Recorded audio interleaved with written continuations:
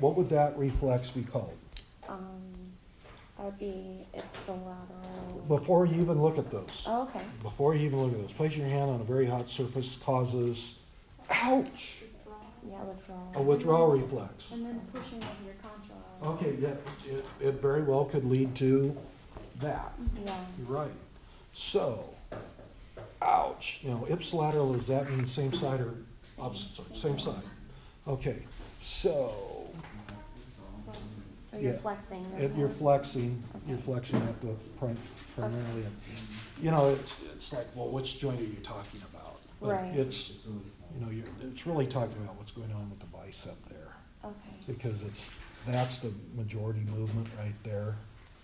So, what are you doing with your ipsilateral side? Activation of the flexor. And for the flexor to cause that movement, you have to relax the opposite side. So that's ipsilateral extensor inactivation. Right.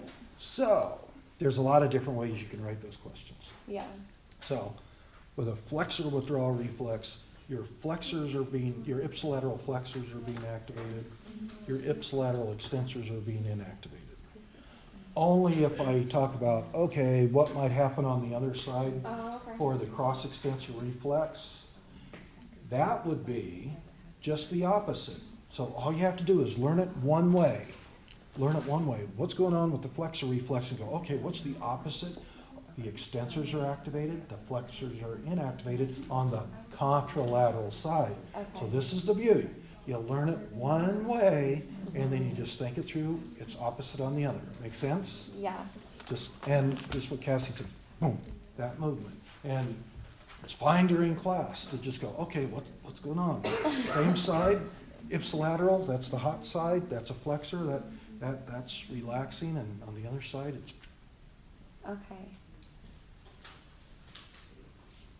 Do you want me to just blast through real fast so you guys can have the correct responses, and then we can go back Sure. to anyone you want? That would be good. Okay, because some of these guys have seen, so that was 7, right? Yep. A. A. Okay, now D, I told them during our other, when we talked, I wasn't trying, yes, this is not correct from when you're looking at MRIs. In class, I told them that it's just as it's pictured looking down, left Oh, I is wrote there, it wrong. right on the other side. It has nothing to do with, so I will absolutely mark right and left side, and actually it'll be correct in this one. It'll say left on that side and right on that side as you're viewing from their feet to their head, inferiorly to superiorly. Okay. Okay. Okay, so 8 is C, 9 is D, 10 is C, 11 is A, 12 is A, 13 is C, 14 is E, 15 is A, 16 is D, 17 is B, 18 is D, 19 is C, 20 is B, 21 is E, 22 is C, 23 C, 24 E, 25 D, 26 C, 27 B, 28 B, 29 C, 30 A, 31 C, 32 B, 33 B, 34 A, 35 B, 36 E, 37 C, 38 D, 39 B, 40 is B, 41 A, 42 B, 43 E, 44 A, 45 B, 46 B, 47 B, 48 C, 49 A, 50 is B. Okay. So I intentionally did not give you guys that key early on. That's okay. Just like you guys will say, first do no harm, I've learned that I can do harm if I do that first. No, it's good because now I know which ones I actually don't know. Right. What did you get down for? Yep, 42 absolutely. or 43? Okay, Yes. Okay.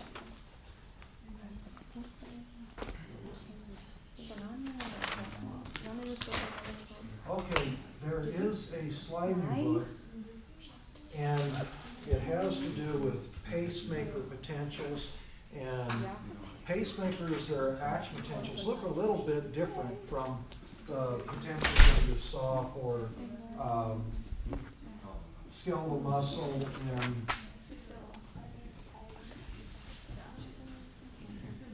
and neurons. But all elements of the conduction system plus ventricular myocytes have the ability to self-activate.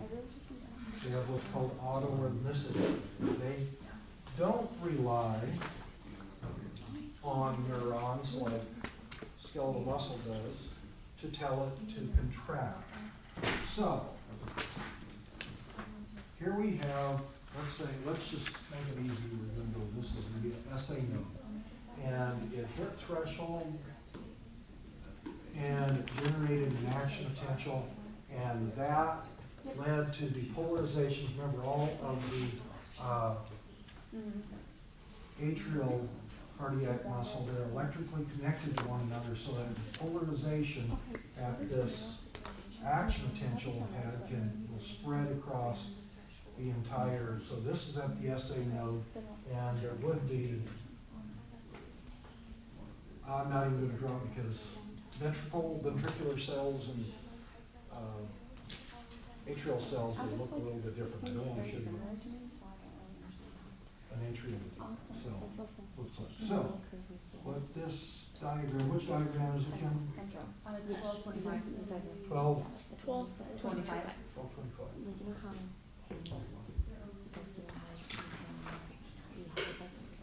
The change doesn't happen in the periphery. So, in between these action potentials, what is going on is the membrane is self-depolarizing. It's self-depolarizing. There's some sodium and calcium leak. Those are coming in and it's causing the membrane to depolarize, and then when it hits threshold, you get an action potential. So, the one that you were talking about was the one where, what if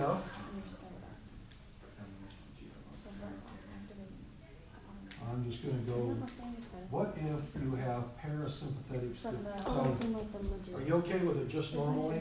Okay. What if you have something like this? And the reflexes that are right in the spine. You can see it took longer to get to threshold here, didn't it?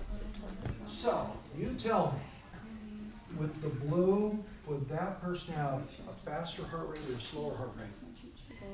You're right, it took longer to get to threshold, so that's going to mean that since the SA node normally drives heart rate, this is going to slow heart rate, won't it? Now, there's a lot of different things. Now, what's really causing this is, let's say we have an increase in parasympathetic nervous system activity. So another thing you can say is increase vagal input or something like that. The vagus is discharging on the SA node. And what that is causing is it's actually causing a little bit of potassium leak. So there's a little bit of potassium efflux. And what does that do? That takes, remember, potassium holds the membrane potential closer to the equilibrium potential for potassium, which is a minus 91. So because of this potassium leak, the slope is less. So this would be called a decreased slope of the pacemaker potential. So here was the original slope right here. Here is a decrease in slope. Make sense?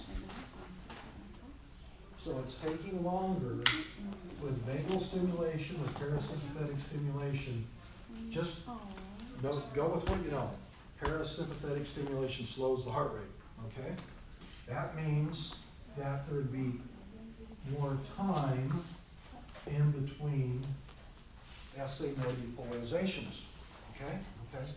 How, if we draw this picture, do we have more time? Well, there's a lower slope. Now, there are some other things that happen, but there's greater hyperpolarization, but this is really what you want to worry about is that slope and the distance between. You notice that's less time, that's more time. Now, that's with parasympathetics. Sympathetic stimulation is what to the heart rate? Speeds it up. That's exactly right. So, what do you want to predict Yeah. about the slope? I agree with you. Well, is it a case of complete inhibition?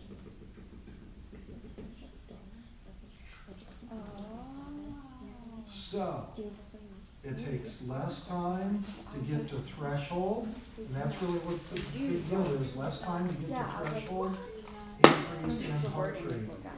So, if you have, that would be sympathetic nervous system activity. Sympathetic nervous system activity increases heart rate. Parasympathetic will decrease heart rate. Why? And there's so many different ways of saying this, Kim, that with parasympathetic, it takes, during diastole, it takes longer to get to threshold. With sympathetics, it takes less time to get to threshold. With parasympathetics, you decrease the slope of the pacemaker potential. With sympathetics, you increase the slope. They're all saying the same thing. Does that picture make a little more sense now?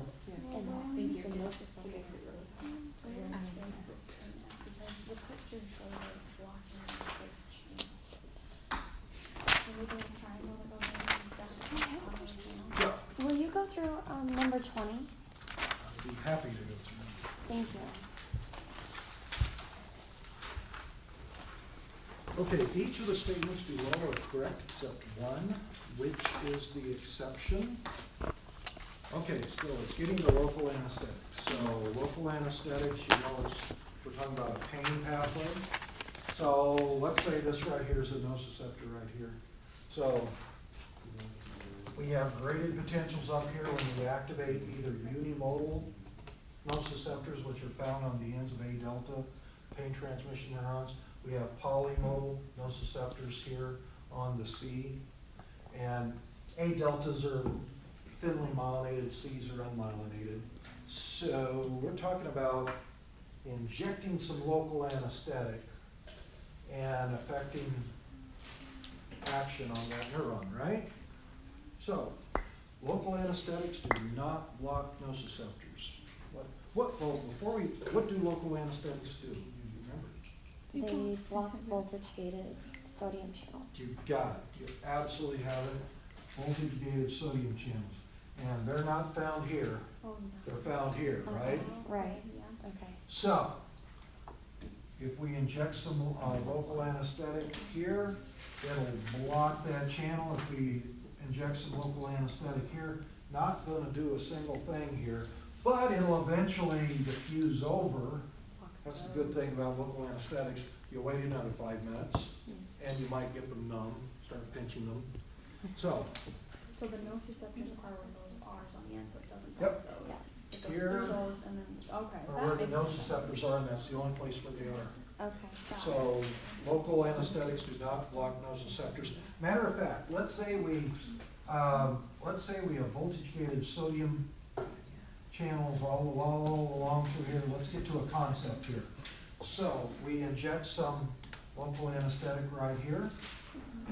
We're still going to generate, if we still have some type of painful stimulation here, we're still going to get graded potentials here.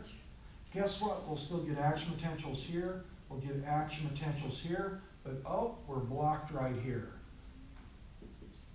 No action potentials and no action potentials from here on down. Oh, okay, that makes sense. So local anesthetics work locally, and everything beyond that point, there's no action potential to propagate. Kinda makes sense? Yeah, thank you. That makes a lot more sense. Yeah. That does. For question 40, I was wondering the picture, is that picture the right of the picture? Is that the actual right? I was confused if, By looking at that, that answers your question. okay, so it's right. Look, what is the giveaway there? Where are the dorsal columns? In the front. They're in the back. Well, I mean, no, I know. So are we, but are we looking at it? Oh, That's what I'm saying. I'm not saying anterior. Yeah. always on any neck, you always assume that And they're like this. A slice like this. So what's on the right is the right, what's on the left is on the left. another picture. So anatomically correct. Yeah, exactly. Okay. From the anatomic position. That's Okay. exactly right. Okay. Can we go through 40 really quick then? Because I You got, okay, so the perception of itch on the right arm is a result of activated neurons in. because it would be the anterolateral spinothalamic pathways, right? And that would be on the- exactly right. Wouldn't it be on the contralateral side? Because it goes through the So door. this is asking, so perception of itch on the right arm, so your right arm's itching, right? Your right arm's itching, so which pathway would it be, the ipsilateral or contralateral? Oh, You said it, you said it. I see. Yeah. Oh, It's, okay, okay, but yeah. just make sure, it'd be the contralateral, It is, right? yeah. Which in this case happens to be, if it started on the right, it would be on the left. Yeah. I don't. Yeah. No I don't. problem. No problem, I get it. no problem. Slow down. Yeah. You were jumping ahead. You were jumping ahead. I was like, it doesn't make sense, but yeah, it But does. yet, slow down and underline your automatic qualifiers, okay? And that's something where, you know, I'll get to you. Oh, yeah. Really, always do yourself a favor. Read those stems and try to answer that before you see the choices. Slows you. It's 5 seconds. It can save you from talking yourself out of, yes. Same picture. So we're saying that the right arm is on that side of the, or the left side of the image? This should be the right side of the body. Oh, so it's the This same, should be okay, the left side of the body. okay, From the Yeah, that's- anatomic position. okay, thank you, makes sense.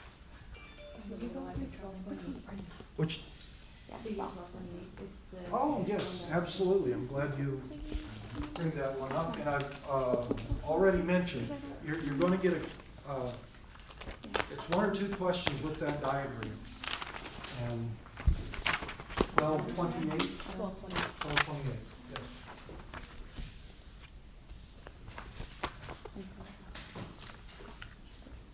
Oh,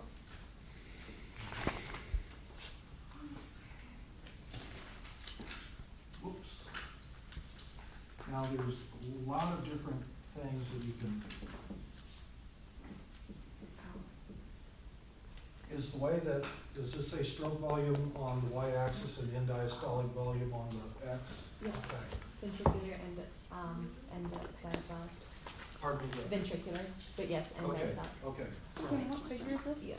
1228. 1228 on page 384. 1228. Okay, so, what this is showing, there's a couple of different lines, is, it's like, okay, slow yourself down and go, So end diastolic volume is how much, what's the volume of blood inside that, we're gonna stay with the left ventricle, inside the left ventricle at the end of filling, just prior to contraction. So the end of filling phase is called diastole, okay? And the contraction ejection phase is called systole. So basically, end diastolic volume is how much blood is in that ventricle after you've maximally filled it for this cycle, just before you have the contraction cycle to generate pressure and eject blood, okay? So what this is showing is, one thing on here is, oh, there's this thing that, well, if we filled the ventricle with that much blood, we'd get this much of a stroke volume. Okay, but if we filled that ventricle with a little bit more blood, guess what? Our stroke volume goes up. Okay, so as you increase the ventricle with more blood, up to a certain point, it will eject more blood. What's the mechanism that causes that? Frank Starling. A Frank Starling mechanism. And there's a lot of reasons why this works this way, but a lot of it has to do with better overlap of the thin and thick filaments. And if you, because at this point, right, well, let me go all the way out to here. At this point right here, you're really at this situation with your thin and thick filaments. You have, and this is probably going to be, this will be too small for you to see, but at this point, your cross bridges, where they are on the thick filaments, they're just lined up. So you've maximized how many cross bridges are interacting with the thin filaments. And when you're at a very short sarcomere, you can actually have these weird things like this, and there's not as many potential cross bridges. Did you call that cross bridge cycling? Is that what you said? Or Well, cross, you know, what was the term? on the thick filaments, those cross bridge heads on the myosin, it's when you go to, as more and more blood fills that ventricle, it stretches out the sarcomeres, and you actually optimize the cross bridge overlap. And that's what you see at the very peak up here. Now, you and I, as we're sitting here, we're way below our maximum stroke volume. We're actually operating down here. But there's a number of things. As you increase the filling of the heart, you actually increase the sensitivity of troponin to calcium. You actually increase the release of local calcium just a little bit. But cross-bridge overlap's really, really big. And the more cross bridges that can engage with actin, the more tension you can generate. The more tension you can generate, the more blood you can drive out. That's where the connection is, okay? So what this is saying, without even getting into mechanism, you fill the heart with more blood, you can eject more blood during that cycle. More blood during diastole, more blood ejected during systole, okay? Just think, when a wave comes in, X amount of water, same amount of water is going to go out, okay? Now, it probably also then shows something like this in a different color, correct? And what you might notice is that, let's start with this end diastolic volume right here. We saw that at first, it had that much of a stroke volume, but now, with that same end diastolic volume, we have a much greater stroke volume. Whoa. What's going on with that? Anytime you have an increase in stroke volume for any given end diastolic volume, doesn't matter where we go, we have more of a stroke volume. That's due to contractility. That's due to contractility. And contractility for any given end diastolic volume, you're going to have a more vigorous, more powerful contraction. You're going to generate pressure more rapidly. Peak pressures usually go up a little bit higher. So instead of going whoosh, you're going whoosh. Instead of just going push, you're going slam. Okay? So, this difference between here and here is due to contractility. That's due to contractility. And there's one slide in the book that shows so much about contractility has to do with calcium. And what can cause an increase in contractility? Well, you have beta adrenergic receptors, beta 1 adrenergic receptors, so sympathetic stimulation of beta 1 adrenergic receptors on ventricular myocytes causes more calcium to come in, extracellular calcium to come in. That stimulates more calcium to be released from the sarcoplasmic reticulum. That stimulates a sensitivity with the troponin. And so there's like 6 different things that happen that cause a more vigorous muscle contraction. But it's even more than that. All this is looking at is the contraction that leads to the stroke volume. But during increased contractility, you also have increased relaxation. And you have to have that. You have to have that. You really want to have it. So what this was showing, this first line right there, as end diastolic volume went up, stroke volume went up, that bottom line is pure Frank Starling.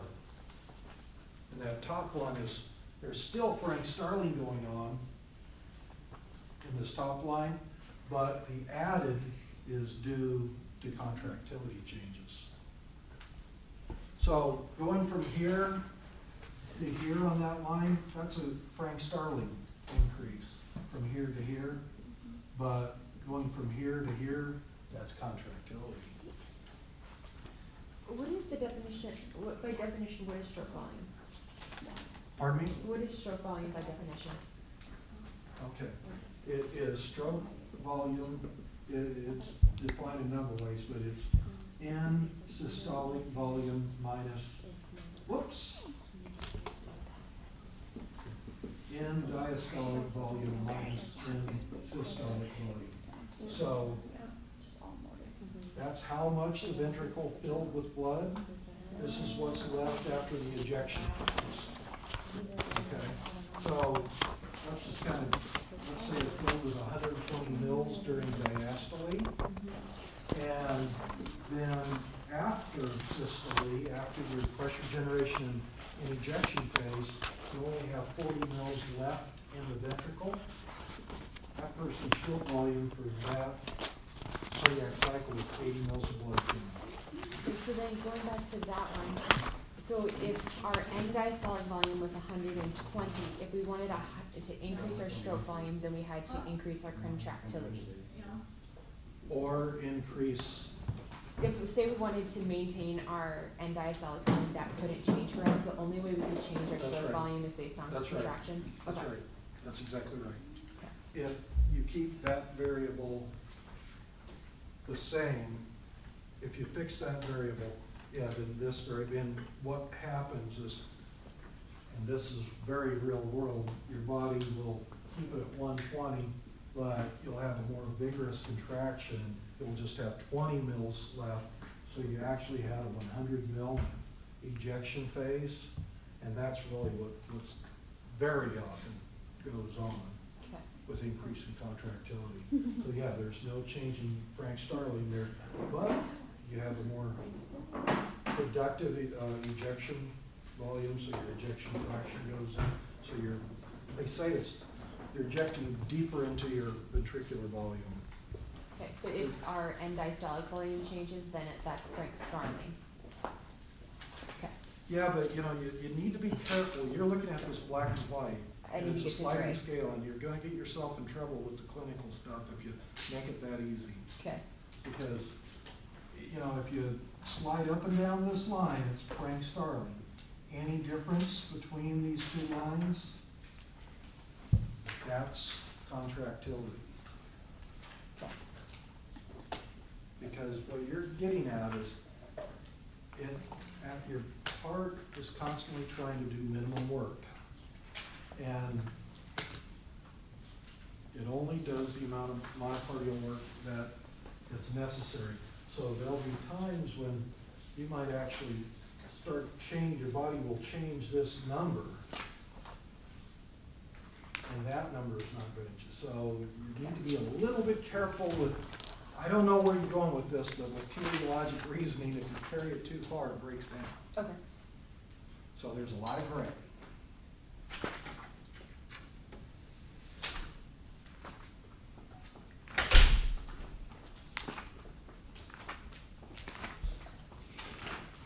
So, you guys have any other questions? I do have a question.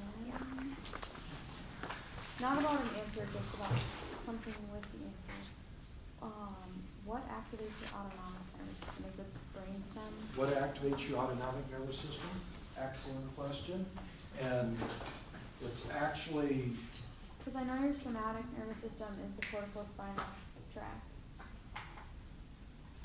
But, no, so your somatic is innervated by the corticospinal degeneration. oh, you just want to complete the loop. Yeah, I see what you're I saying. just wanted to like see what the. And that's actually what we're going to talk about on Tuesday. Oh, But, yeah, but we really haven't talked about it, but so it's not the brainstem. it's built into the Is it the, brainstem. well, like we learned it was the, splanchnic nerves, Pardon me? the splanchnic nerves? From anatomy? They play a role, they Okay. play a role, but so what this really is your mean arterial blood pressure, and you have baroreceptors, pressure receptors throughout the body. You have a lot up here in your carotid sinus, you have some in your aortic arch, and here's the nerve firing rate. So I'm just going to show you very, very quickly that if your blood pressure goes down, if your blood pressure is going in this direction, let me say it in this way. If your blood pressure is going in this direction, that turns on your sympathetic nervous system. If your blood pressure is increasing, that turns on your parasympathetic. So at any given time, you have some sympathetic and some parasympathetic. As you're sitting here right now, your parasympathetics are much higher than your sympathetics. So your autonomic nervous system, and if it's turned on or not, one of the things that really controls it is your mean arterial blood pressure. And you know how I was saying with the flexure withdrawal, if you just know it one way, you can figure it out the other way? You already know that sympathetic stimulation increases the heart rate, increases contractility, increases stroke volume, increases cardiac output, those kinds of things. So if your blood pressure would fall, guess what? You want to improve the amount of blood that comes out every minute. You want your blood pressure to go up. Sympathetics do that. If your blood pressure is too high, one way you can get it back down to normal is to slow down the heart, decrease contractility, decrease vasoconstriction. Well, parasympathetics do some of that. So there's always sympathetics going on, there's always parasympathetics, and that's parasympathetics, and this is sympathetics. If you're going in this direction, your heart rate's going to go up, arterial vasoconstriction is going to go up, blood pressure is going to go up. If something is causing your parasympathetics to go in this direction, everything goes in reverse. Okay. But there's always a balance of the two. Okay, Always a balance thank of you. the two. How did I do that? So yeah, you were just looking to, okay, I know what activates those, what activates this one. And what we're gonna spend a lot of time with is how blood pressure really will turn on some parts of your autonomic nervous system and at the same time turn off the other one. Okay.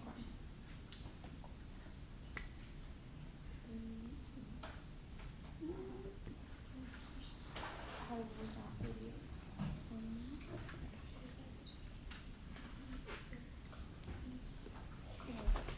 Can you talk about like when calcium is influxing or potassium? I reasoned this. I don't know if that's like asking a huge like generalized question and trying to. For the cardiac cycle? Yeah. Okay. So, what page is that figure for cardiac cycle? 380. I'm gonna wipe this one out. 380. 380. So we were, before you got here, I think. No, we were talking. So, membrane depolarization, contraction, what's the order? Membrane depolarization occurs first. That leads to muscle contraction. That leads to pressure generation. That leads to blood ejection, right? So, when do you have extracellular calcium coming in? When do you have calcium being dumped from the SR? Well, it's just immediately following the membrane depolarization. So think about it. It has to be this way. Here's the contractility. Okay, so. Nope, I want to go to the cardiac muscle.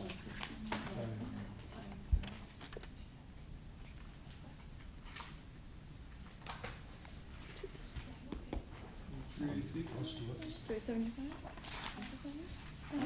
Is it 375?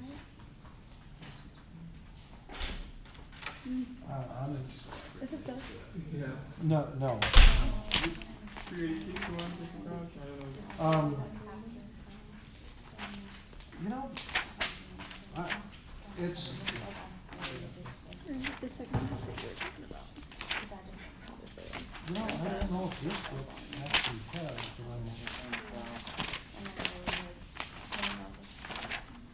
I'm actually looking at the skeletal muscle contraction on figure 915. The way it is with cardiac muscle, it's very much the same page, isn't You'd it? like this one? Can you hold that? Is that the contractility? Yeah, this is the contractility. So, but that, what page is that? 386. So let's kind of look at that one too, because how do you open up these L-type channels to stimulate muscle contraction? Well, that's those very top ones up here. So when those open, it causes some calcium release, which is going to, we do have an illustration in the book of that. But when action potentials go sweeping across the membrane, it's going to depolarize the membrane, it's going to open up those L-type calcium channels in the membrane. Okay? That's going to allow a little bit of extracellular calcium to come in. That's going to stimulate the sarcoplasmic reticulum to release calcium. That calcium will then bind troponin, which will cause the tropomyosin shift, which will cause the cross-bridge interaction and the contraction. I think I must be making it up in my head. There's another one, 291. 291? 262.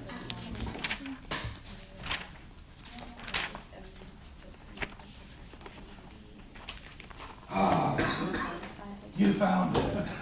Thank you. Yeah, 291. So what this is showing is just what we talked about in really the first unit exam. Here we have action potentials going across the membrane. And in this case, the action potentials, now it's new information, is going to stimulate the opening of the voltage-gated calcium channel. And then that will send some extracellular calcium to bind a receptor on the sarcoplasmic reticulum to open it, and now all of a sudden we have more calcium, which can bind the troponin, which will lead to the cross-bridge cycle. So all of that starts right at the beginning of the isovolumic contraction phase of systole.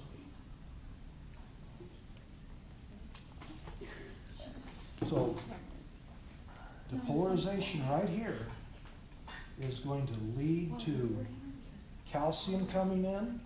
That's going to lead to the beginning of the contraction and pressure generation phase. So all that with calcium is happening right at the intersection of those 2 points, right there. Thank you for finding that. I appreciate it.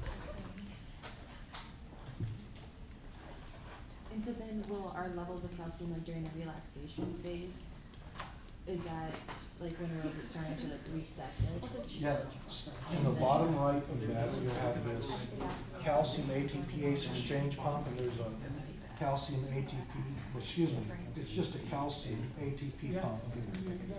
And so those things are working all the time. They're working all the time. Now, during the contraction phase, all this calcium is coming in and it's being dumped into the cytosol. So when those action potentials stop, that closes, so these things that are already running immediately take them out of the cytosol. Okay. It's just that when these are opening, they're overwhelming those pumps. So calcium flows in. As soon as the calcium influx stops and the release stops, those pumps are already running to put calcium outside the cell and to put it back into the SR.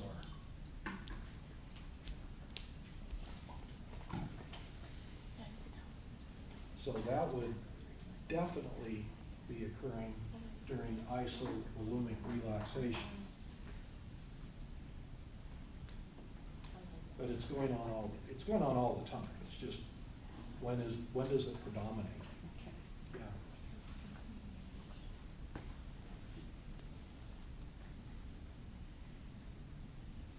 We have a question on 38. 38? 38. Somehow I got it right, but how do you differentiate between like A delta or C? Okay, so you look at M. So activated nociceptors in the skin. Aha. You look at Oh, that's how 37. I got it. You That's look how at I got it. 37. Yes. In the So skin. the surface of the body and joints That's right. Fast. tend to be A delta, whereas you go to deep tissues and viscera, it's C. Yes, okay, that's right. I need to So- start. That's okay. Could've, I was like Nope. panicking, I was like, oh no, from the patient. Yeah. For the scenario described above. You know, sorry. No, Um, Those things, they get you. So in the skin, remember, I'm they. I know, I know. And believe me, I'm not trying to get you. No, it's, I just don't read it. So, well, I go too fast. slow down and underline automatic qualifiers. It adds 5 seconds to the question. It's just like, I know that, I should have gotten it, I didn't. Don't beat yourself up. Okay, so 31, 31. this picture is just showing the anterior lateral pathway, isn't it? Okay, Yeah. 31. Given the crossover level and termination sites in the transmission pathway, so we can see that there's stimulation coming in from, and when I reduce the size of this, you'll see larger ones, but to get these all on one page, I reduce this, so I can see if it's tough to see what's going on here. So we can see there's stimulation, it's coming in via dorsal nerve root, so you know it's going from the left and going superiorly. And it's almost impossible to see, but here's the first order neuron, there's a synapse right there, and then it's going up, so you're absolutely right, it's the anterolateral spondylothalamic. I just don't know why it's not A. So, given the crossover level and termination sites and the figure at the right, the transmission pathway is Mhm. consistent with, Yeah. okay, Cause I had it number as one, A you don't and need C. to know about teeth. T- A is pulpal pain, right? Stabbing pain. 31. Do I have, I think I have a different question than you have. yeah. Oh. I have a different, so I think that, Oh. I think that, because I pulled, gee whiz, I'm scared to death, that some of the answers I gave you. No, I think it's still right. So A would be stabbing pain, Well, stabbing pain would end in the would end in the somatosensory. thalamus. Okay, so. But it's mine not says autonomous, pulpal that's pain, why. so What do you have for B? It's B, fine tactile. fine tactile sensation of the left foot. We have that. Okay. Yeah. And second pain of, so what Amelia was saying is exactly right. If stabbing pain, I hope when I pulled those questions out, I made the incorrect, kept them as incorrect. So I think So it's so. because it didn't Yeah. have the third order. that's why exactly right. it's not A. It doesn't have a Okay. third order, That makes sense. and my heart is skipping a beat, but I printed out an old version. No, I think the answers are correct. Yeah, because I remember if A had to do with the teeth and it was incorrect, I made another incorrect response for you guys. I didn't change up the answers. That's okay. Can you explain that? If Yes, the for reason is 31? no third order neuron? Yeah, for stabbing pain, sharp pain, It's going to a somatosensory it, cortex. exactly. So it's gonna go from Okay. the contralateral thalamus to the contralateral. Right. This does go to contralateral thalamus, but it's not going to somatosensory cortex. Exactly. For fine And stabbing pain. that's right. So you just don't see, it says, given the crossover level and the termination sites. So you had to look at where is this one terminating, and stabbing pain or A delta pain, or pain arising from the skin or something like that. You would expect it to go to the somatosensory cortex on the opposite side of the body. Yeah. So, for like sensory, if it's sharp, it goes to the somatosensory cortex. Mhm. If it's motor, it goes to the primary motor cortex? Is that like the same? It's going in the other direction though. Okay. Remember, motor, Oh, it it's originates at inferent. primary, Okay. it originates at primary. Well, that would be for like with your hands and fingers and so forth. Right. That would originate from your primary motor cortex, go down that cortical spinal tract. Sometimes it can be anterior, sometimes it can be lateral. The laterals cross over at the medulla. Right, And okay. then they innervate the anterior motor neurons for the hands and fingers on the left side of your body. So it's just, they start there Okay. and go there. They don't terminate there. Yeah, Ethan? Can you explain that term biphasic pain response? The biphasic pain response, yeah. You know, you smash your toe or you smash your thumb, something like this. I don't want you to think that all pains are biphasic, but if you smash something, chances are you felt really sharp pain and And then it's then really- a few, yeah, and I mean, it hurts right here. And then maybe a minute later, it's no longer sharp, it's aching, and now it just might be your whole hand or That's why it wrist. says the second pain of a biphasic. The second pain of the biphasic pain response is mediated by C nerve fibers. It's terminating in the contralateral thalamus. It's no longer a sharp stabbing pain, it's an ache. That's not nearly as well localized. Oh, 'cause doesn't say they both use that. And at some point you can still have both at the same time, right? Oh. Yes, you I was like, can, they you both can. use that, so how does it It's know? just Yeah. that, That's how I really. why do you feel things differently with a biphasic pain responses? The pathway is so fast with the A delta compared to the C's. You feel the sharp first. Yeah. So I don't understand. You feel the sharp first. So it gets there first, so you feel, ah, in one place, and then it might, and really, A delta pain doesn't just continue on, usually. Unfortunately, the C fiber pain, if you've smashed something, you probably have damaged the cells. And if any cells are lysing, or within seconds you can activate an inflammatory response, that's gonna activate polymodal nociceptors. And that's another reason why A deltas might be turned off, because they're just mechanoreceptive. Mm-hmm. But the polymodal nociceptors that are on C fibers, they're sensitive to all sorts of different things. Kim? So on the topic of like descending pathways, so efferent are descending, and then the contralateral, or not, Well, The cortex- when you say efferent, that's in the peripheral nervous system.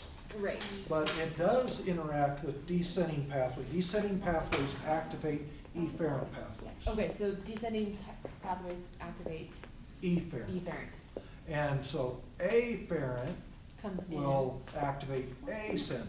Okay. And so then the other, or actual descending pathways then would be the cortical spinal and then the brainstem? Yes. So are those two always, it's gonna be one or the other that always is the one that activates No, there's the actually a whole efferent? bunch more. Okay, There's a whole bunch, in reality, there's a whole bunch more. You guys only need to know those four.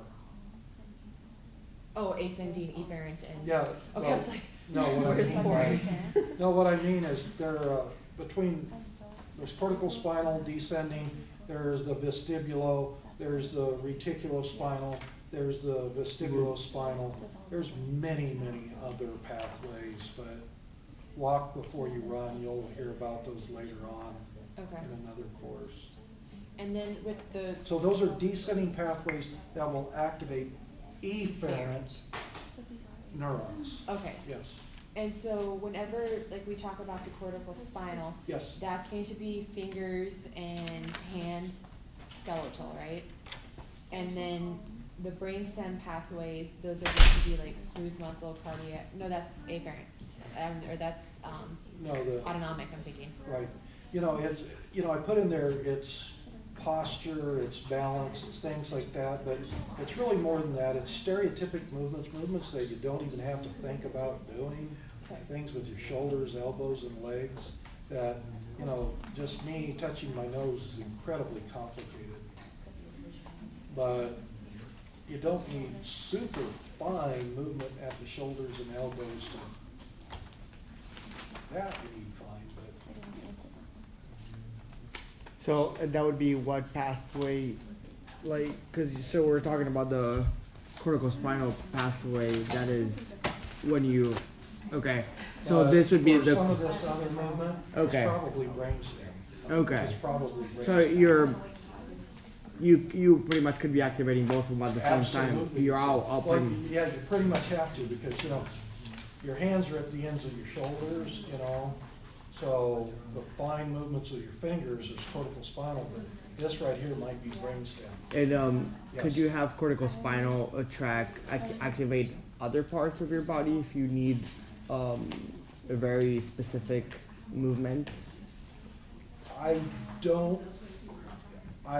have Or always is meant it- to look to see about your toes and your feet, Okay, because people that lose control of their fingers can count and change with their Okay. feet, with their toes, and they can smoke cigarettes with their toes, you know, they have very fine, so I think that it's probably pretty similar to the toes and feet, okay. but we are not forced to do dexterous things. Well, I don't know, this is dexterity, I don't know what it'd be called with your, podarity, I don't know.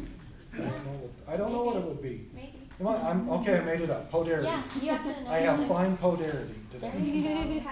Patent it, yeah. There we go. Write your name on that one. Will you walk us through number 44? 44. Can I just ask one last like question with that before we jump to that question? With the brainstem, that says it's a lateral side, and does the cortical spinal always go contralateral?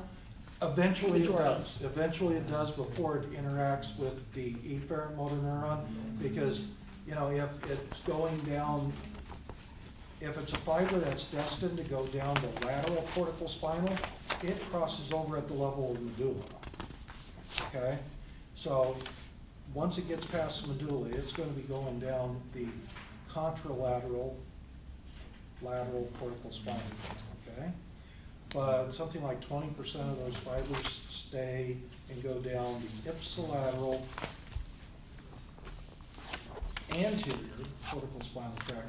But when they get to the right spinal level, then that synaptic terminal part just pushed over, and that's where it crosses over, right where it's going to interact with the efferent neuron going out. With the brainstem ones? Yes. Okay, Well, what, no, with, I thought we were talking about cortical with spinal. cortical, okay, I just wanna make sure I had, Yes, okay. yes. 44? Yes, please. Sorry, Amy. Oh, no, you're fine.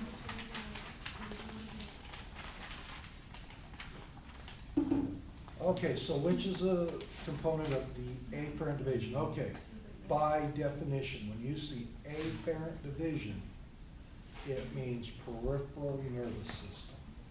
That means you're outside of the brain, you're outside of the spinal cord. So you see afferent division or you see efferent division, you're in the peripheral nervous system, okay? Okay. So, now it is absolutely true that afferent division neurons will activate sensory areas in your brain, but that doesn't mean that that area is part of the afferent division of the peripheral nervous system. Okay, so that's where it'll get you. Yep. So, which is a component of the afferent division? Well, the first order sensory neuron is from the receptor going to the CNS, so yeah. The dorsal column, that's in the spinal cord. That certainly could be activated by the afferent division, but it's not a component of it. I That's just took it. it as like dorsal column and anterior lateral brain because they're ascending, but. Afferent leads to division, no, afferent does mean coming in. But when you see afferent division, that has a specific meaning. Afferent division, that means peripheral nervous system.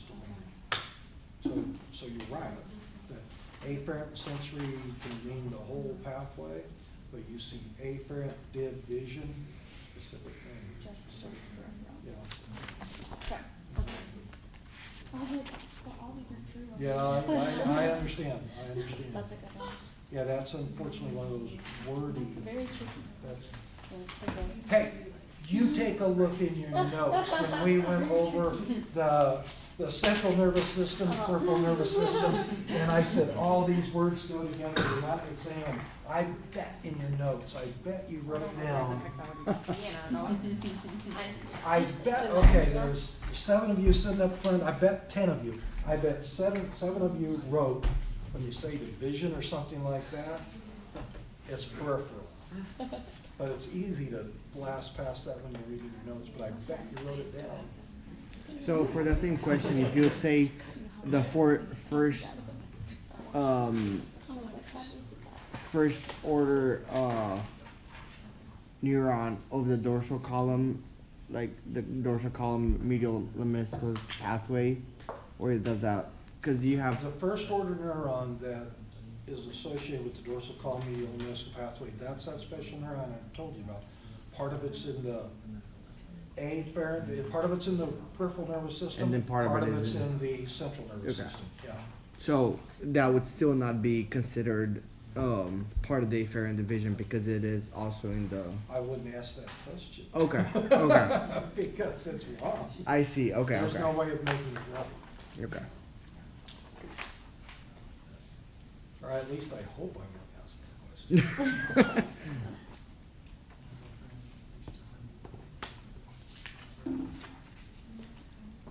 So not that I want like more questions right now, I think I'm really overwhelmed with the questions I have. Okay. But one time you talked about you have like a test bank that has all of these, is there any way to get like another 20 questions? No? I don't have time to do it. Okay, oh, I wasn't sure if it's something you already had. Oh, I have hundreds and hundreds of questions, hundreds of questions. Yeah, but to find But that the bottom relevant line and- is, I have to pull out the oral stuff, I have to, Okay. you know, they just aren't appropriate, and to be truthful, remember, most stuff I teach, it's in 5 to 10 credit hour courses. Yeah.